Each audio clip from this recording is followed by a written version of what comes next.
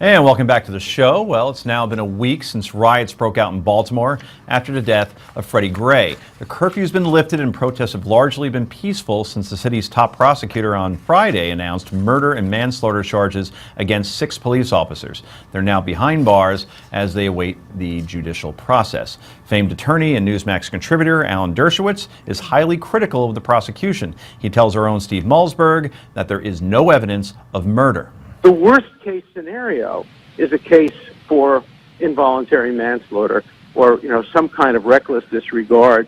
But the idea of, without further investigation, coming down with murder indictments against 2 people, this is a show trial. This is designed to please the crowd. It's designed to lower the temperature. It's all admirable, but it has nothing to do with justice. Nothing.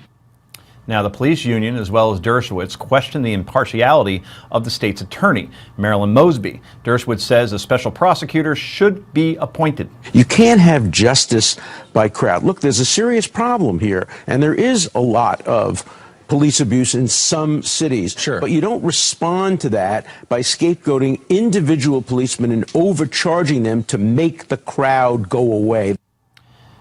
Mr. Dershowitz also tells Newsmax he believes the prosecution has a very rough road ahead. My prediction, I think they've overplayed their hand. I think it's unlikely they'll get any convictions in this case as a result of this. And if they do, there's a good possibility it'll be reversed on appeal, and we'll just postpone the riots for, months ahead. So, did the prosecution overplay its hand, as Professor Dershowitz contends? Heather Hansen is doing this right now because she wasn't here on Friday.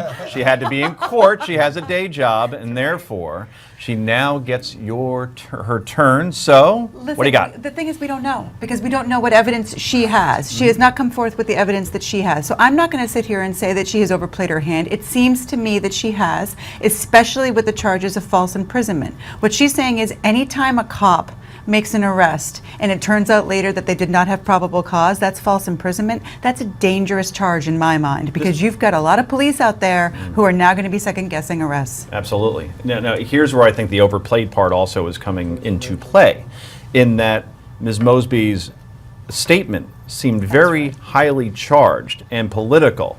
Protesters, I hear you. Young people. It felt more like a speech than your average. Now, I don't know.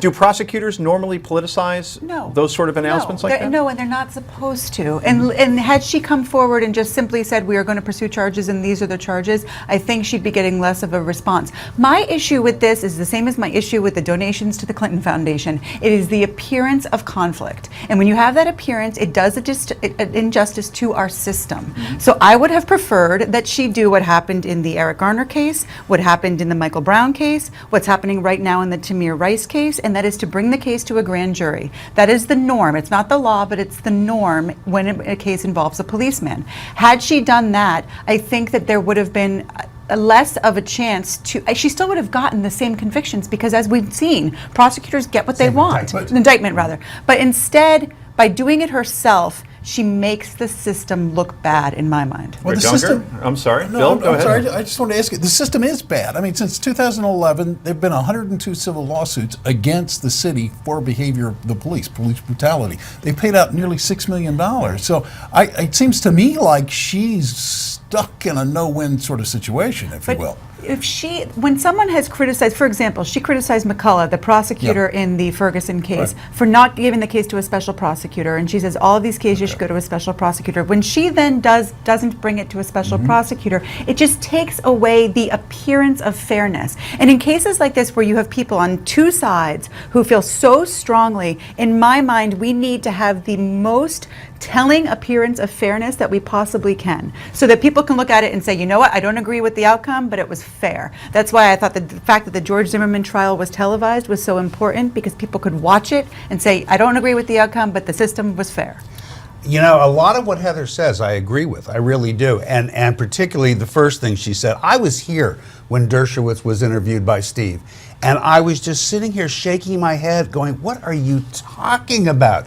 I agree with you on the false imprisonment, very tough charge to make stick, and some dangerous consequences if it does stick.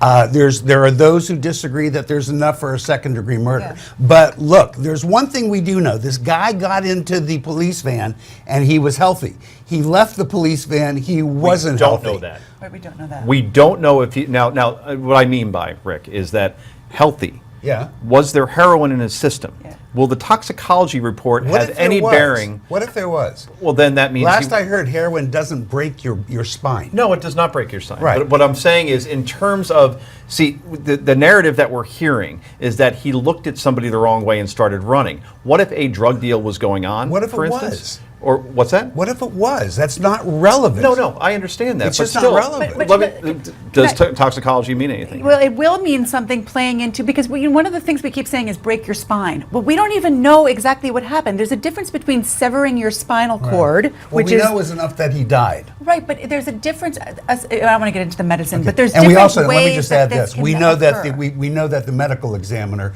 did Ruled it a rule it a homicide. homicide. Absolutely. Okay, we know that. Yeah. So my point is this.